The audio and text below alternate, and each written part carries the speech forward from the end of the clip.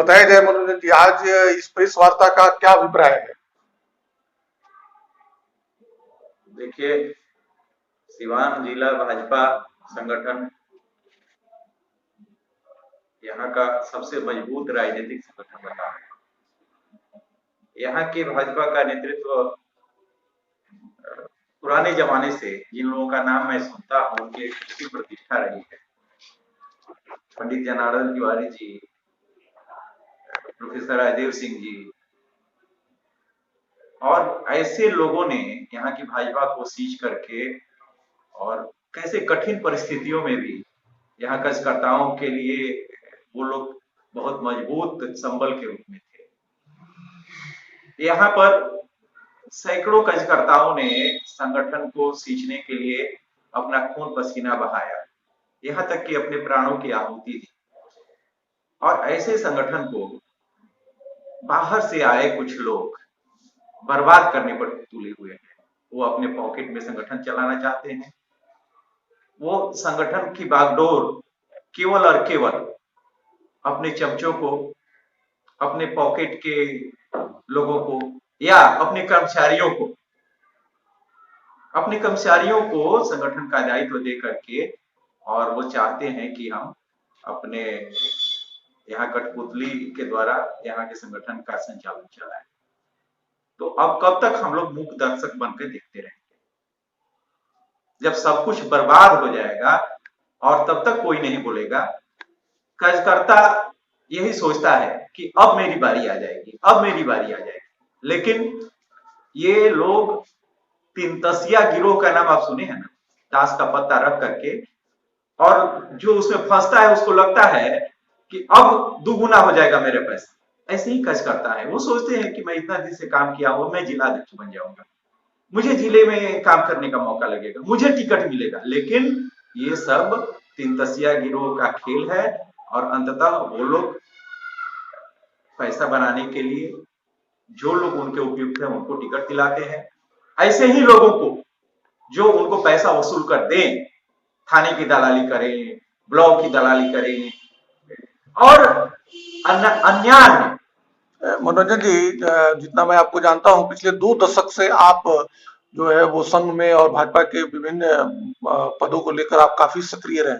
जब तक जिला अध्यक्ष के रूप में राजदेव सिंह, विजय कुमार सिंह, उनके राजदेव सिंह के पुत्र अभिमन्यु सिंह थे, तब तक तो जिला में भाजपा के संगठन की स्थिति अच्छी चल रही थी।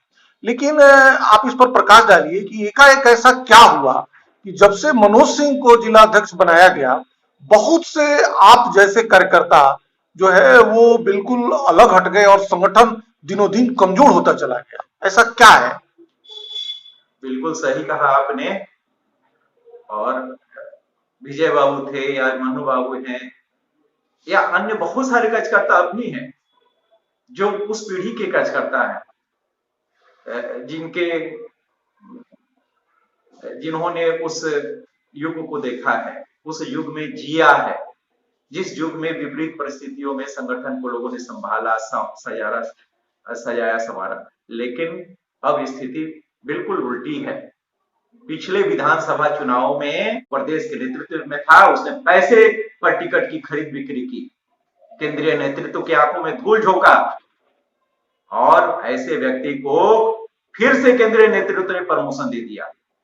मुझे तो तरस आता है कि इतने सुलझे हुए, इतने मजे हुए कार्यकर्ता हैं भारतीय जनता पार्टी के पास, और लेकिन उनको भी चकमा दे करके, धोखा दे करके, और ऐसे लोग ऊंची जगहों पर पहुंच रहे हैं और नीचे के कार्यकर्ताओं का दोहन हो रहा है, शोषण हो रहा है। कार्यकर्ता तो यही सोच करके काम करता है कि कल मेरी बारी आएगी, लेकिन उनकी बारी कभी नहीं आ रही। तो क्या आप ऐसा मानते हैं कि मतलब एक खास व्यक्ति के द्वारा सीमान के का जो संगठन है उसको कमजोर किया जा रहा है और अपना हित साधा जा रहा है? बिल्कुल। पिछले लोकसभा चुनाव में जब पूरे देश में मोदी लहर थी 2014 में, तो यहाँ सिवान में ओम प्रकाश यादव को पार्टी ने टिकट दिया था। पार्टी ने टिकट दिया था, लेकिन इस प्रदेश का प्रदेश अध्यक्ष जो सिवान जिले का व्यक्ति उस समय था, उसने यहां तक चैलेंज कर दिया कि संघ के लोगों ने टिकट दिलवाया है ओम प्रकाश यादव को, तो संघ के लोग जिता कर दिखा ले। तो संघ के लोग का मतलब क्या होता है? संघ मतलब जनता होती है। जनता जनार्दन, संघ समाज का संगठन करता है और समाज जब चल देता है तो किसी से रुकता नहीं है। और समाज ने दिखा दिया कि देख लो, तुम्हारे मुंह पर काली कूद गई और सिवान में मोदी जी की जीत हुई, ओम प्रकाश यादव की जीत हुई।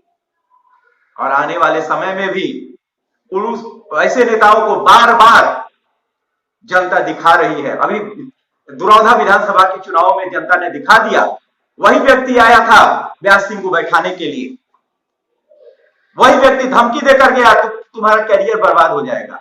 अब जब व्यास सिंह जीत गए तो आप उस सरहदी पर बैठा रहे हैं।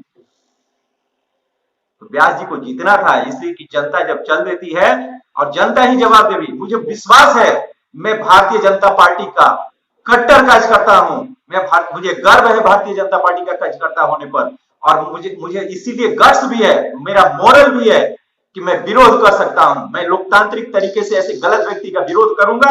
मैं नरेंद्र मोदी जी तक ये बात पहुंचाऊंगा, मैं अमित शाह जी तक बात पहुंचाऊंगा कि ये लोग आपकी आंखों में धूल झोंक करके और ये जनता का शोषण कर रहे हैं, ये भ्रष्टाचार में लिप्त हैं। 100 पूरे के पूरे पूरा शरीर का भ्रष्टाचार में, ऊपर से जितने ये गोरे हैं अंदर से उतने ही काले हैं। क्या आप ऐसा मानते हैं कि इस कदम से मतलब जो पार्टी के जो कार्यकर्ता हैं, खासकर पुराने कार्यकर्ता हैं, आपकी तरह जो कार्यकर्ता हैं, वो बिल्कुल अपने आप को ठगा हुआ महसूस कर रहा है? बिल्कुल बिल्कुल ठगा हुआ महसूस कर रहा है। और कुछ इनोसेंट कार्यकर्ता हैं जो नहीं जानते हैं कि इन लोगों की काली करतूत क्या है। वो इनका चेहरा देखते हैं और इस चेहरे की खूबसूरती को देख करके और इनको शुभकामनाएं देते हैं। जब इनकी असलियत पता चलेगी तो ऐसे सारे कार्यकर्ता ऐसे नेताओं पर थूकेंगे। यानी इनके कथनी और करनी में बड़ा इनकी कथनी और कथनी में जमीन आसमान का फर्क है। ये पंडित दीनदयाल उपाध्याय की पार्टी है, ये श्यामा प्रसाद मुखर्जी की पार्टी है, ये अटल अडवाणी की पार्टी है। जिन लोगों ने सूखा चना खा करके और 2-2 दिन तक काम किया गांवों में, जिन्होंने केवल पानी पी करके काम किया, एक कपड़े पहन करके काम किया, और ये लोग सूट पर सूट बदल करके और ये सोचते हैं कार्यकर्ताओं को हम मूर्ख बनाएंगे। तो कार्यकर्ता कब तक मूर्ख बनेगा, कब तक ठगा जाएगा? अब कार्यकर्ता चुप नहीं बैठेगा। मनोरंजन सिंह एक व्यक्ति की आवाज नहीं है, मनोरंजन सिंह हजारों कार्यकर्ताओं की आवाज है और पार्टी में रह करके पार्टी को मजबूत करेंगे और ऐसे गलत तत्वों को नंगा करते रहेंगे।